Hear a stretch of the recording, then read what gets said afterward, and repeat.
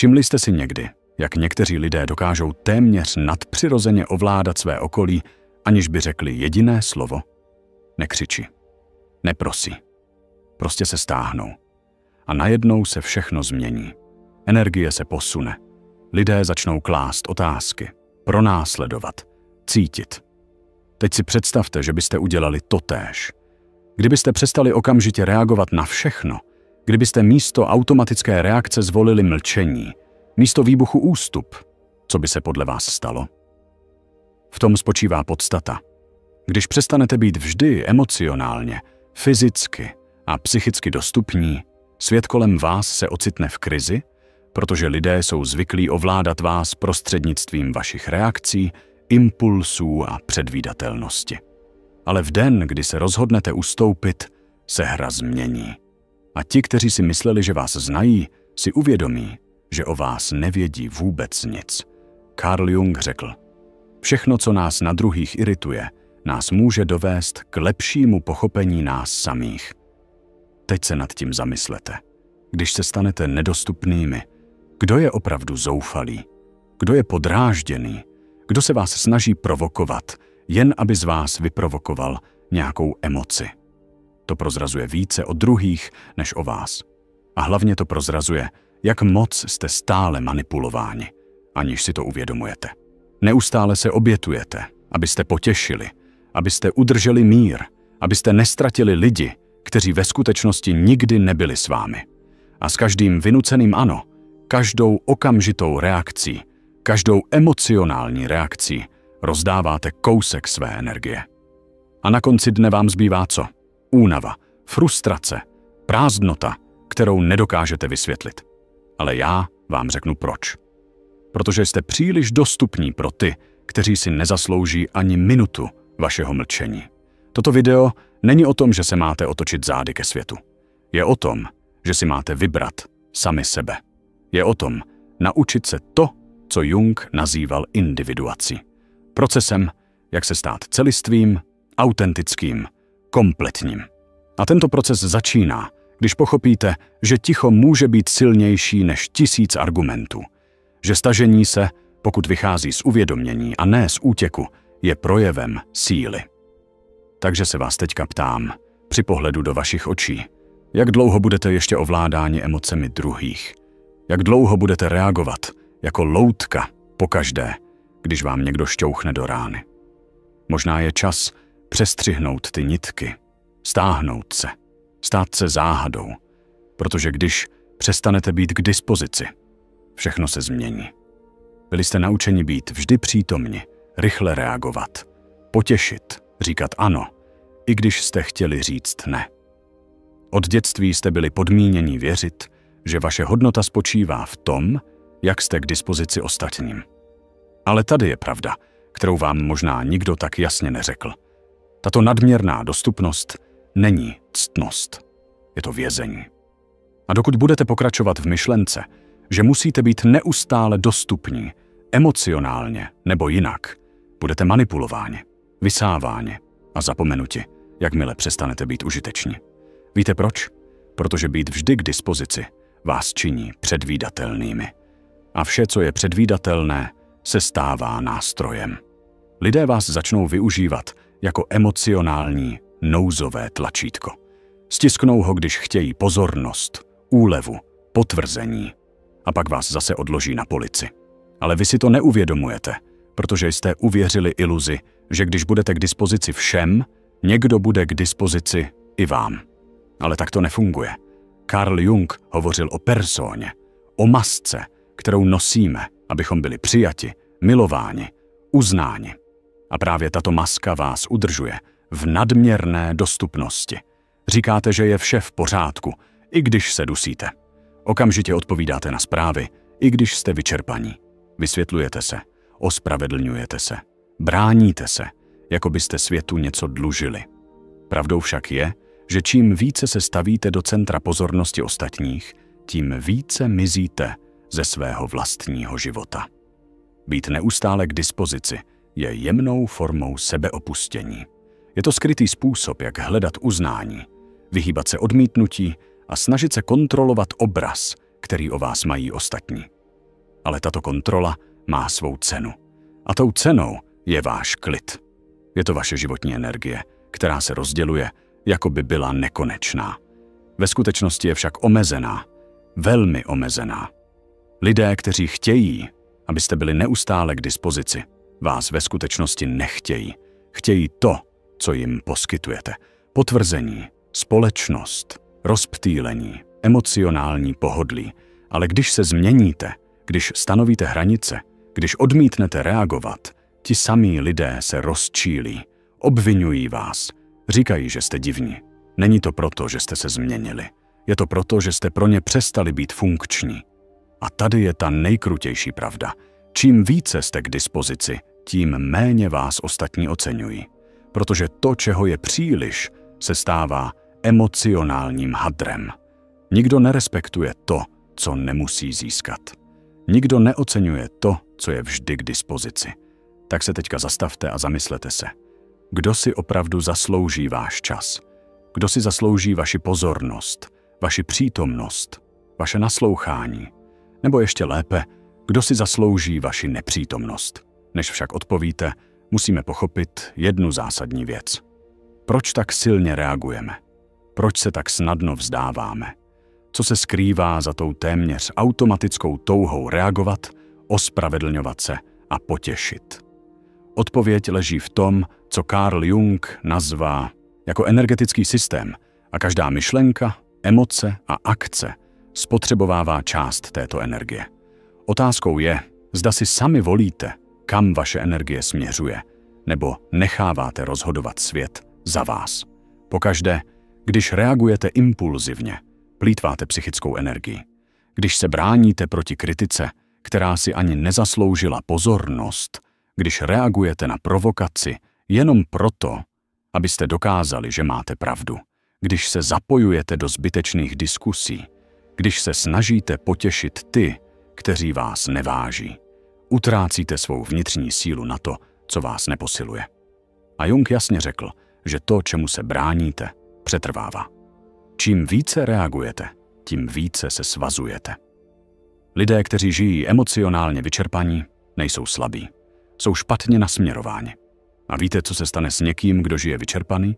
Stane se zranitelným.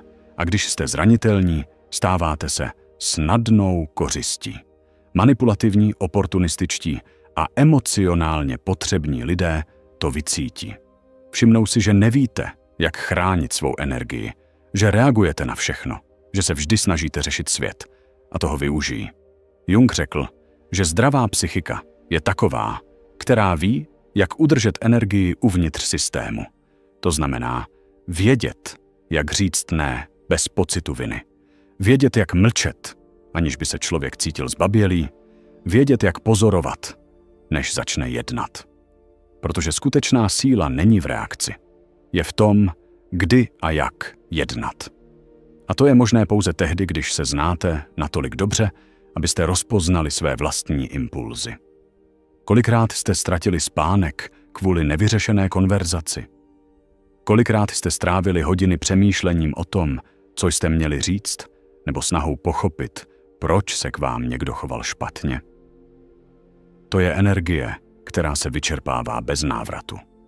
Udržujete naživu duchy, kteří měli už dávno zemřít, a živíte dynamiku, která existuje jen proto, že trváte na reakci. Psychická energie je jako silové pole. Když je dobře chráněná, vytváří přítomnost. Vstoupíte do místnosti a bez jediného slova si vynutíte respekt. Ale když je špatně řízena, stanete se neviditelnými, reaktivními, křehkými a svět nemá slitování s těmi, kteří se snadno vzdávají. Proto začněte pozorovat své vlastní spouštěče, co vás nutí automaticky reagovat, co vás vyvede z rovnováhy. To jsou přesně body, kde uniká vaše energie a právě na nich musíte pracovat. Ne, abyste se stali chladnými nebo lhostejnými, ale abyste byli selektivní a vládli sami sobě. A tady přichází jedno z největších Jungových odhalení. Když šetříte svou energii, rozbijete projekce, které na vás kladou ostatní. A to hodně vadí, protože se dostáváme do temné oblasti tiché manipulace. V další části prozkoumáme, jak oportunističtí lidé čerpají z vaší energie a proč vaše nedostupnost tyto hry zcela zneškodňuje. Připravte se podívat se do očí těm, kteří vás vždy vysávali, aniž byste si toho byli vědomi. Myslíte si, že máte vše pod kontrolou. Věříte, že vaše reakce jsou vědomými rozhodnutími. Ale pravda je temnější. Většina vašich emocionálních reakcí je naprogramovaná. A ti, kteří to chápou, vás snadno manipulují. Oportunističtí lidé nemusí zvyšovat hlas, vyhrožovat nebo vynucovat situace. Stačí, když stisknou tlačítka, která jste nechali odkryta, a vy vždy zareagujete. Carl Jung nazval tuto projekci psychologickým mechanismem, prostřednictvím kterého lidé promítají na ostatní to, co nevidí v sobě. Ale tento jev má i druhou stránku, kterou málo kdo vnímá. Zatímco ostatní promítají na vás, vy se stáváte přijímačem těchto obrazů. A čím více jste emocionálně dostupní, tím více se stáváte prázdným plátnem pro tyto projekce. Znáte toho přítele, který se ozve, jen když je v krizi. Toho partnera, který vždy potřebuje, abyste mu zachránili den. Toho člověka, který vás chválí, ale jen dokud jste pro něj užiteční. Nic z toho není náhoda. Oni se nevztahují k vám. Vztahují se k představě o vás, k roli, kterou jste souhlasili hrát. A proč jste souhlasili? Protože se bojíte zklamat. Bojíte se, že nebudete milováni. Bojíte se, že budete opuštěni. Nejúčinnější manipulace se neděje křikem. Děje se v tichu viny. Když cítíte, že někomu něco dlužíte, když věříte, že musíte být k dispozici, musíte pomáhat, musíte rozumět, i když vás to vnitřně ničí. A tady je jádro věci. Manipulátor vás nemusí ovládat. Potřebuje jen, abyste stále reagovali stejným způsobem. Ale když přestanete reagovat, hra končí. Když začnete říkat ne, odpovídat mlčením, stahovat se místo vysvětlování, projekce se začínají rozpadat. Maska, kterou vám nasadili, padá. A to lidi zneklidňuje, protože už nevědí, kdo jste. A co hůř, teď jsou nuceni podívat se na sebe. A na to není každý připraven. Vaše nedostupnost je hrozbou, protože nutí ostatní konfrontovat se s vlastní prázdnotou. Vaše mlčení odhaluje vnitřní hluk, který nechtějí slyšet. A pak přichází útok, kritika, emocionální drama. Ne proto, že jste udělali něco špatně, ale proto, že jste přestali sloužit jako pohodlné zrcadlo. Jung řekl, osvícení nedosáhneme tím, že si představujeme postavy světla, ale tím, že si uvědomíme temnotu. Když se stáhneš, když přestaneš živit cyklus, začne se objevovat stín ostatních. A to je nes, chce být slyšen, chce rychle reagovat, chce vyhrát zbytečné debaty a dokázat svou pravdu, i když ho to stojí vlastní klid. Existuje však síla, kterou málo kdo zná a ještě méně lidí ovládá. Síla ticha. Ne ticho pasivity nebo zbabělosti, ale vědomé, strategické, brutálně lucidní ticho. Ticho, které není absencí, ale zesílenou přítomností. Kyong neviděl ticho jako prázdnotu, ale jako úrodnou půdu pro vnitřní transformaci. Když přestanete reagovat, začnete pozorovat. A pozorováním uvidíte vzorce, které vám dříve unikaly. Emocionální opakování, manipulační hry, cykly sebesabotáže. Ticho umožňuje luciditu. A lucidita je nebezpečná pro ty, kteří žijí tím, že vás ovládají. Všimli jste si, jak někteří lidé panikaří, když neodpovídáte? Když se nevysvětlujete? Když prostě zmizíte? Není to proto, že jim chybíte. Je to proto, že vaše ticho jim bere kontrolu nad příběhem. Když mluvíte, jste stále ve hře. Ale když mlčíte, měníte pravidla. A to vyvede z rovnováhy každého, kdo žije z vaší reakce. Skutečné ticho není absence hlasu. Je to ovládnutí vlastní energie. Je to odmítnutí nechat se stáhnout emocemi někoho jiného. Je to vědomá volba nezapojovat se do bitev, které nestojí za vaši námahu. Jung řekl, že individuace, proces stávání se tím, kým skutečně jste, vyžaduje tento odstup, protože pouze v tichu můžete naslouchat sami sobě bez rušivých vlivů okolního světa. Nenechte se však oklamat. Ticho má svou cenu. Oddělí vás od lidí, kteří vás oceňovali pouze pro roli, kterou jste hráli. Učiní vás nepochopitelnými pro ty, kteří vás viděli pouze skrze své vlastní projekce. Budete působit chladně, odměřeně, arogantně. Ale to vše je reakcí těch, kteří se nikdy nechtěli zabývat vaší hloubkou, pouze vaší užitečností. A tady je tvrdá pravda. Čím více zrajete, tím více si vybíráte slova, protože chápete, že každá věta je energetická investice a ne každý si zaslouží přístup k vaší pravdě. Někdy ticho není ústup. Je to suverenita. Je to jazyk těch, kteří již nemusí nikomu nic dokazovat. Ticho je nepříjemné, protože nutí druhé zabývat se svými vlastními myšlenkami, svým vlastním vnitřním hlukem. A tento nepříjemný pocit o nich prozradí více než jakákoliv vaše argumentace. Nemusíte vysvětlovat svou nepřítomnost. Vysvětluje se sama. A ti, kteří se jí cítí ohroženi, odhalují, jak moc byli závislí na vaší nerovnováze, aby si udrželi vlastní kontrolu. Ale nejmocnější ticho není to, které ruší druhé. Je to ticho, které vás rekonstruuje zevnitř. Ticho, které vás spojuje s něčím, co přesahuje vnější uznání.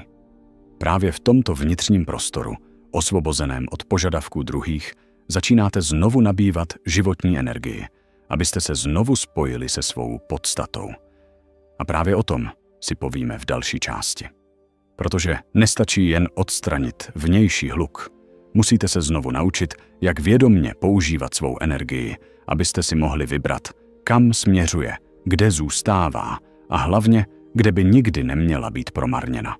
Je čas naučit se být selektivní vůči své vlastní duši. Pokud jste v procesu získávání zpět své energie a stanovování hranic, najdete skutečnou hodnotu v mé knize Beyond the Shadow. Rozebírá nejdůležitější myšlenky Junga a dává vám nástroje k ochraně vaší energie, stanovení hranic a znovu se spojit se svým pravým já. Odkaz je v připnutém komentáři. Nemá smysl rozumět tomu všemu intelektuálně, pokud v praxi budete i nadále říkat ano, když myslíte ne, odpovídat na zprávy, které vás obtěžují, účastnit se prázdných konverzací a udržovat vztahy, které existují jen ze setrvačnosti. Uvědomění bez akce je jen další formou sebeklamu. Skutečná transformace začíná, když se pevně rozhodnete být selektivní. A to vyžaduje emocionální disciplínu. Vědomá nedostupnost neznamená být chladný, arogantní nebo lhostejný. Jde o to, že už nebudete k dispozici nikomu, kdykoliv a z jakéhokoliv důvodu. Jde o to, abyste převzali kontrolu nad svou energií, svým časem, svým klidem. A to začíná malými kroky. Neodpovídat okamžitě. Nadechnout se, než zareagujete. Opustit diskusi, než se dostanete do chaosu. Vypnout telefon bez výčitek. Říct dnes ne, nemám zájem. Říkat nebudu se do toho plést. Ale tady je ta nejdůležitější část. Nemusíte svou nepřítomnost ospravedlňovat. Nemusíte vysvětlovat své mlčení. Nic nedlužíte nikomu kromě sebe. A to je pro mnoho lidí neodpustitelné. Protože když odmítnete vysvětlovat, zbavujete druhou osobu moci udržet vás v emocionálním příběhu, ve kterém jste vždy tím ochotným, chápavým a dostupným. Carl Jung pochopil, že každý proces individuace prochází izolací, ale ne depresivní izolací, nýbrž posvátnou izolací, obdobím vnitřního ústupu, kdy se znovu učíte naslouchat svému vlastnímu hlasu bez vnějšího vlivu. Obdobím, kdy znovu budujete svou identitu, nikoli na základě pohledu ostatních, ale ze svého vlastního středu. Chcete znát dobrý teploměr pro vaši evoluci? Sledujte, kdo se od vás začíná distancovat, když se stanete zdrženlivější. Sledujte, kdo se vás snaží provokovat, když přestanete reagovat. Sledujte, kdo vás obvinuje, že jste se změnili, když se konečně začne bránit. To nejsou známky toho, že se mýlíte. Jsou to důkazy, že jste se začali osvobozovat. Být nedostupný je zpočátku nepříjemné. Budete se cítit provinile. Budete si myslet, že jste sobecký. Budete slyšet, že jste příliš tvrdí, ale to je součástí procesu dekonstrukce. Celý život jste byli podmíněni tím, že jste se stavěli na druhé místo. Je přirozené, že změna způsobuje nepohodlí. A to nejen vám, ale všem, kteří z vaší staré verze měli prospěch. Vědomá nedostupnost je základem sebeurčení. Když řeknete světu ne, řeknete ano sobě. Když se stáhneš z toxického prostředí, potvrzuješ, že tvůj klid má větší cenu než jakékoliv falešné vztahy. A když přestaneš vysvětlovat, začnou tě respektovat, i když jen pár lidí. Ne každý je ale na tento typ přítomnosti připraven, protože tvá emocionální absence odhalí rány, kterým se nechtějí postavit. Odhalí, jak moc byli závislí na tvém emocionálním chaosu, aby se cítili, že mají kontrolu. A v tomto okamžiku dochází k rozchodu. A s rozchodem přichází bolest, osamělost, odcizení, pocit, že o něco přicházíte, i když ve skutečnosti se jen osvobozujete. Ale co se stane potom? Co přijde po odcizení? Co se zrodí z ticha? V poslední části si povíme o znovuzrození, které nastane, jen když máte odvahu být nepochopeni, být sami a stát se sami sebou. Je čas pochopit, proč je osamělost silných cestou k opravdové svobodě. Když přestanete být k dispozici všem, začne se dít něco hlubokého. Nejprve přijde ticho, nepříjemné ticho, které jakoby křičelo uvnitř vás. Ptáte se sami sebe, zda jste udělali správnou věc, zda nejste příliš tvrdí, zda nestrácíte lidi, kteří vás měli rádi. Ale postupně se toto ticho mění. Začíná očišťovat, uklidňovat, léčit. A pak přichází samota. Ale ne samota absence. Je to samota úplné přítomnosti. Vaše vlastní. Samota silných, samota toho, kdo už nezrazuje sám sebe, aby si udržel ostatní na blízku. A do prostoru, kde kdysi panoval zmatek, vstupuje jasnost. Tam, kde kdysi byla úzkost, vstupuje mír. Tam, kde kdysi byla potřebnost, vstupuje nový druh síly. Síla být celistvý sám se sebou. Carl Jung řekl, že proces individuace, stát se tím, kým opravdu jste, vyžaduje, abyste se distancovali od kolektivu, abyste se odidentifikovali od masky, abyste chvíli kráčeli sami. A přesně to děláte, když se rozhodnete být nedostupní. Neutíkáte ze světa. Vracíte se k sobě. V tomto okamžiku přestáváte být reagujícím a stáváte se tvůrcem. Přestáváte být formováni okolnostmi a začínáte formovat svou realitu zevnitř. Lidé, kteří se cítí nepříjemně kvůli vaší nepřítomnosti, tím prozrazují, že vás nikdy nechtěli. Chtěli roli, kterou jste hráli. A teď, když už do ní nezapadáte, nevědí, co s vámi. A to je osvobozující. Ztratíte lidi. Ale najdete sami sebe. Odstoupíte od některých míst. Ale znovu se spojíte se svou podstatou. Budete nepochopeni, ale nakonec vás začnou respektovat. Protože když už nejste k dispozici pro cokoliv, stanete se cennými, vzácnými, nezapomenutelnými. A nenechte se oklamat. Je to znovuzrození. Nový začátek. Začátek života, ve kterém už nejste k dispozici pro emocionální drobky, pro hry mysli, pro prázdnotu maskovanou jako náklonnost. Nyní přijímáte pouze to, co rezonuje s vaším klidem, s vaší pravdou, s vaší celistvostí. A pokud jste se dostali až sem, je to proto, že část vás je již připravena na tuto novou cestu. Část vás již pochopila, že být milován neznamená nic, pokud se za to musíte vzdát sebe sama. A že pravá sebeláska začíná, když si vyberete sebe sama. I když vás to bude stát chvíli samoty. Teď mi v komentářích řekněte, jste připraveni být nepochopeni, odmítnuti nebo dokonce nenáviděni ve jménu své vnitřní svobody. Jste ochotni zaplatit cenu za to, že jste sami sebou? Pokud vás tato zpráva oslovila, pokud vám dává smysl, napište do komentářů "Vybírám si svůj klid". Uvidíme, kolik z vás je připraveno na tuto změnu. A nezapomeňte sledovat další video. Je důležité Mnohem víc, než si dokážete představit. Uvidíme se tam.